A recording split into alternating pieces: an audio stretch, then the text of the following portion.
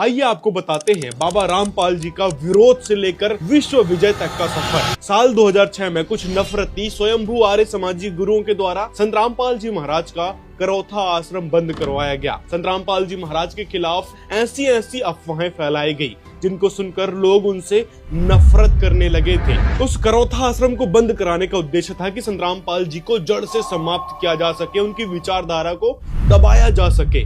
लेकिन विरोधियों को मुंह की खानी पड़ी और साल 2008 में संत रामपाल जी महाराज जमानत पर बाहर आते हैं, लेकिन साल 2006 वाला केस लगातार चलते रहता है। फिर संत रामपाल जी महाराज जब 2008 में जमानत पर बाहर आए तो उन्होंने एक बड़ा विशाल आश्रम बनाया बरवाला में। सोचो, तबाह करने के लिए उनका विरोध किया गया था, उनका आश्रम बंद करवाया गया था, अफवाहें फैलाई गई थी। लेकिन क्या हुआ, बल्कि कई गुना बढ़कर बरवाला आश्रम में सत्संग सुनने के लिए श्रद्धालु आने लगे। फिर आता है साल 2014 जब संत रामपाल जी के उस बरवाला आश्रम को तक बंद कर दिया गया। वहां पर बैठे लोगों पर आंसू गैस के गोले दागे गए, लाठी बरसाई गई, पथराव किए गए, उन भोले भाले श्रद्धालुओं को मारा पीटा गया। और उसका कारण क्या था? उसका कारण था कि साल 2006 वाले केस की वो सीबीआई जांच की मांग कर रहे थे, जो केस महाराज जी पर लगे थे।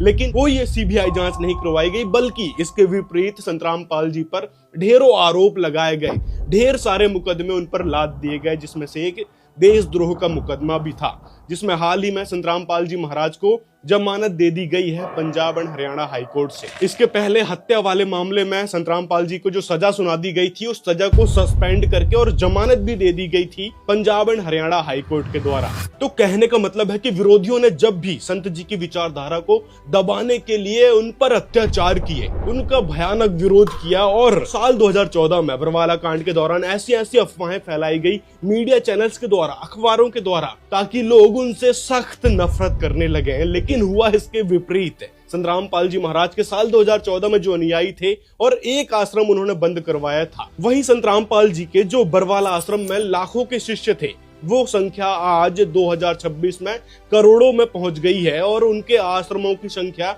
12 हो गई है। मतलब 12 आश्रम नए खुल चुके हैं, करौथा आश्रम और बरवाला आश्रम को छोड़कर। साथ ही 500 से ज्यादा नामदान केंद्र भारत सहित विदेशों में, नेपाल में और अन्य जगह पर चल रहे हैं। और देशद्रोह मामले में जो जमानत संत रामपाल जी महाराज को मिली है, उसमें कोर्ट ने क्या स्वीकारा है कि आश्रम से कोई विस्फोटक सामग्री नहीं मिली थी। पुलिस को रोकना कोई आतंकी या देशद्रोह वाला कृत्य नहीं है। 12 साल तक ट्रायल में देरी हुई, लेकिन कोर्ट ने माना सरकार के खिलाफ युद्ध छेड़ने का या किसी प्रकार से साजिश करने का कोई ठोस सबूत नहीं मिला है।